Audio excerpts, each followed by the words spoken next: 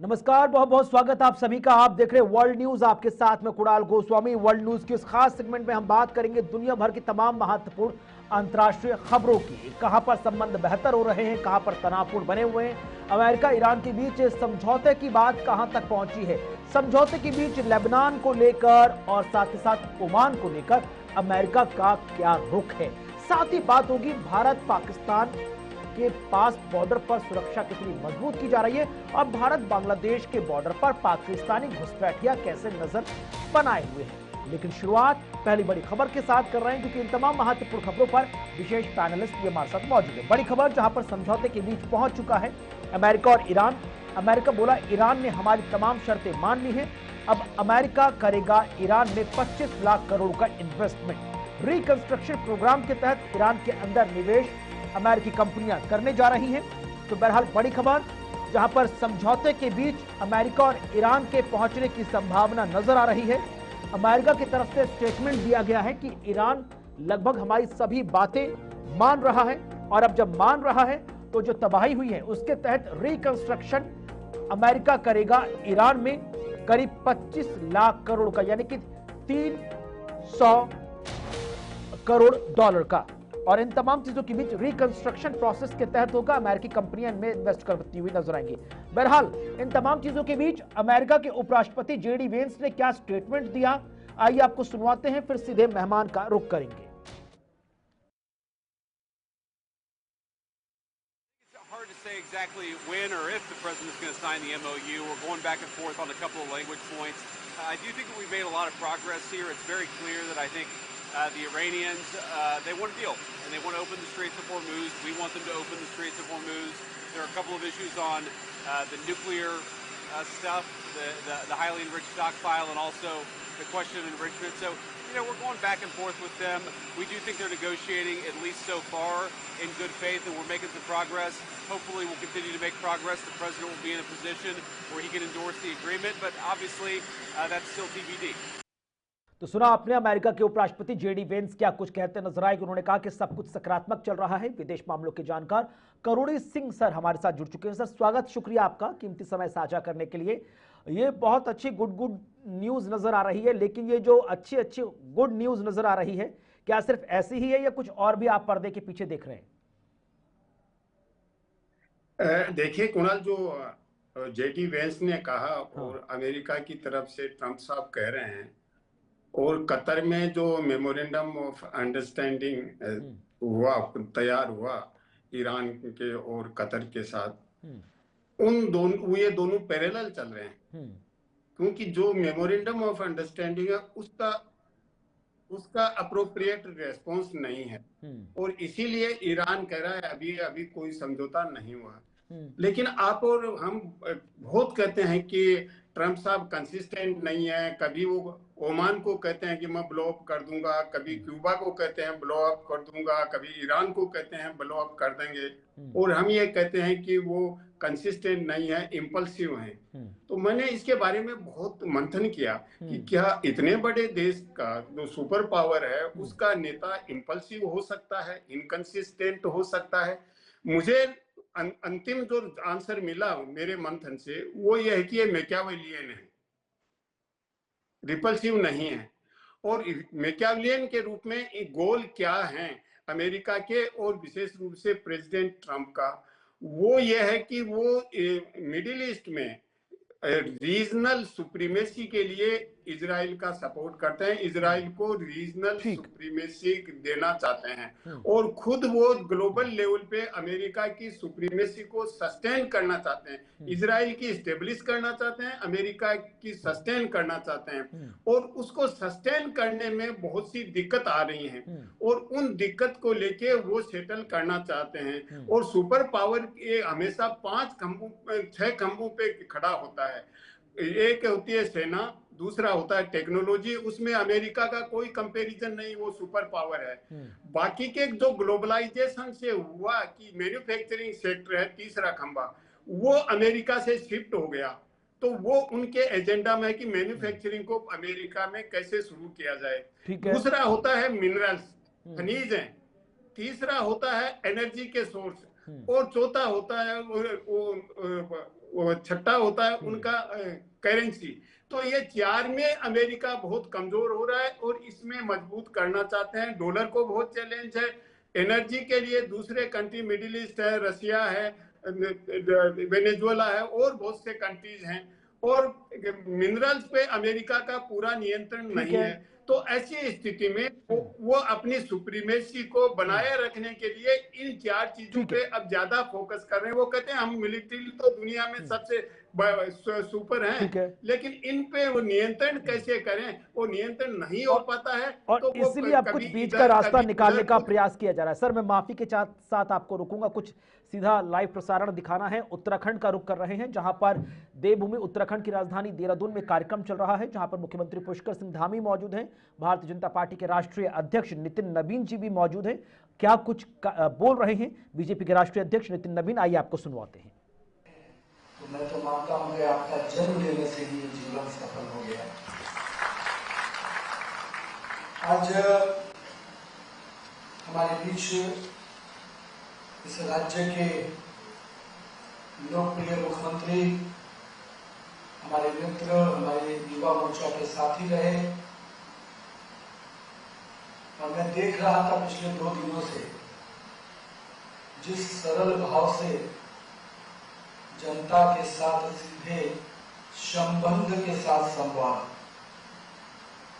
और एक सामान्य कार्यकर्ता से मुख्यमंत्री का सफर तय करने वाले हमारे पुष्कर सिंह धामी जी निश्चित रूप से उत्तराखंड को विकास के नए पैमाने पर ले जाने के लिए लगातार प्रयासरत हैं और सफल रूप से आगे बढ़ रहे हैं। हमारे पार्टी के प्रदेश के अध्यक्ष माननीय सांसद महेंद्र भट्ट जी, मैं देख रहा था कि जब पार्टी के संगठन के पदों पे आ जाते हैं तो लोगों का जो संसदीय पद है वो ध्यान में नहीं रहता है। तो हम लोग अब तक महेंद्र जी को भी और मैं भी देख रहा था अपने आप को भी अध्यक्ष के रूप में ही हम ज्यादा जाने जाते हैं, क्योंकि हमें संगठन से ही यहाँ पहुंचाया गया है। हमारे मंत्री लेकिन है तो आपके शिक्षा मंत्री, लेकिन जो कार्यकर्ता भाव के अंदर हम लोग देखते हैं, अभी पश्चिम बंगाल में भी चुनाव में और जिस प्रकार से देश के सभी भागों में लगातार काम करते हैं, वैसे धन सिंह रावत जी हमारे इस शिवालय कॉलेज के हमारे अभिभावक, चेयरमैन, मेरे पिताजी के मित्र श्री सुनील कुमार जी, हमारे गढ़वाल विश्वविद्यालय के VC doctor Prakash Singh ji, Shivalik college के अजय कुमार जी, हमारी वीसी आदरणीय प्रोफेसर तृप्ता ठाकुर जी, आईआईटी रोपड़ के डायरेक्टर राजीव आहूजा जी, इस परिषद में बैठे माननीय विधायक जी, हमारे संगठन महामंत्री अजय जी, हमारे माननीय मंत्रीगण,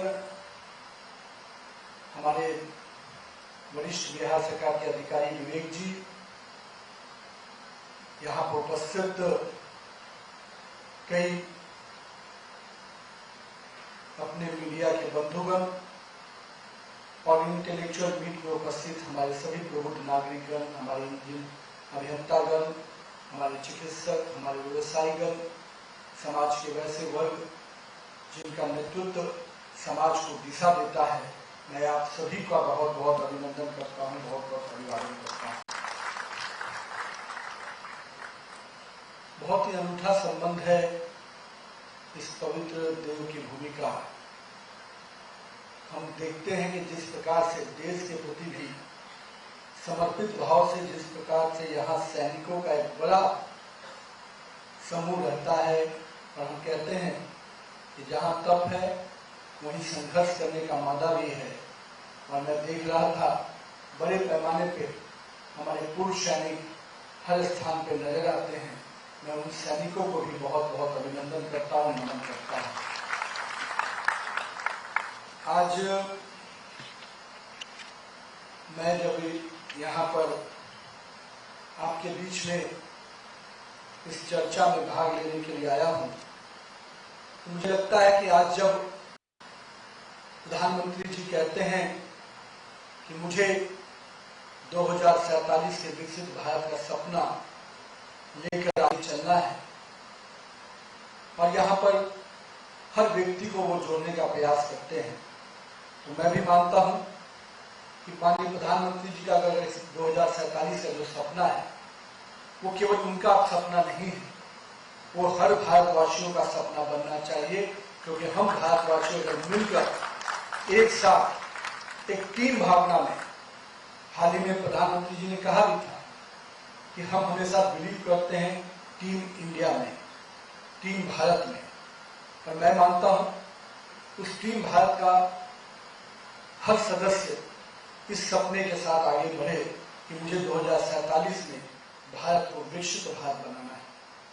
लेकिन मित्रों, आप सब समाज के वैसे वर्ग हैं जिन्होंने अपने अपने क्षेत्र में मुकाम बनाया है, और कहीं ना कहीं आपके आगे बढ़ने से, एक एक कदम आगे बढ़ने से ये देश भी 140 करोड़ जनता का ये जो हमारा भारत है वो भी उसी प्रकार से आगे बढ़ रहा है। एक समय था जब इस भारत में लोग कहते थे कि भारत सोने की चिड़िया वाला भारत है। एक समय इस भारत को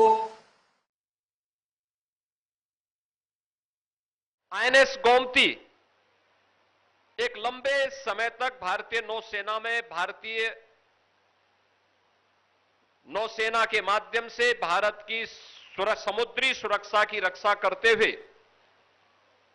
2022 में उसे नौसेना से निवृत्त किया गया, और आज निवृत्त के बाद उसका बेहतरीन उपयोग करते हुए लखनऊ की जीवनदायिनी गोमती नदी के तट पर ही उसे स्थापित भी किया गया। जब बड़ी सोच होती है, बड़े लक्ष्य के साथ व्यक्ति आगे बढ़ता है, तो उस बड़ी सोच का परिणाम उसी सकारात्मक रूप से जो देश के युवाओं को, प्रदेश के युवाओं को एक नई प्रेरणा प्रदान करने वाला अवसर है, वह भारत की सेना पर, भारत की नौसेना के बारे में उसे यहां जानकारी मिलेगी, और किन सम विषम परिस्थितियों में हमारे सैनिक कार्य करते हैं, यह उनके लिए जीवन में उन चुनौतियों से जूझने के लिए एक नई प्रेरणा भी होगी। बहन और भाइयों, हमारी नौसेना अपने उस लक्ष्य को लेकर के चलती है जो उस विराट सोच का प्रतीक है कि नभः स्पर्शम दीप्तम, यानी आकाश की ऊंचाइयों को छूने के लिए उस प्रकार की सोच भी चाहिए। संकुचित सोच से, संकुचित भाव के साथ हम बड़े लक्ष्य को प्राप्त नहीं कर सकते। बड़े लक्ष्य को प्राप्त करने के लिए उस प्रकार की विराट सोच भी चाहिए। और याद रखना, देश के यशस्वी प्रधानमंत्री जी ने देशवासियों के सामने विकसित भारत की जिस संकल्पना को हमारे सामने रखा है, उसमें उन्होंने हर भारतवासी से कहा कि विकसित भारत के लिए हमें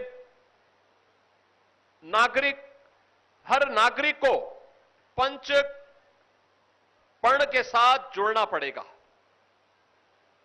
वे जो पंच प्रण हैं, उनमें से जो सबसे महत्वपूर्ण है, एक उन्होंने उसमें से यह भी कहा था कि अपनी सेना के प्रति और यूनिफॉर्म धारी फोर्स के प्रति सम्मान का भाव हमारे मन में हो। जब भारत का सैनिक -डिग्री टेम्परेचर में देश की सीमाओं की रक्षा करता है, या रेगिस्तान में झुलसती हुई इस गर्मी में भारत की सीमा की रक्षा करता है, या समुद्र की उन लहरों का मुकाबला करते हुए भारत की समुद्री सेना समुद्री सीमा की रक्षा करता है, तब 140 करोड़ भारतवासी चैन की नींद सोता है।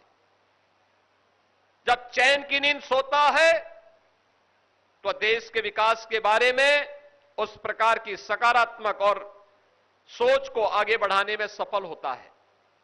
देश आगे बढ़ता है। सुरक्षा के बेहतर माहौल में ही विकास की योजनाएं प्रभावी ढंग से आगे बढ़ सकती हैं। अब याद करिए 2017 के पहले यही उत्तर प्रदेश था, रोज कर्फ्यू लगता था, पेशेवर माफिया और अपराधी प्रदेश की व्यवस्था में जीना हराम कर दिए थे।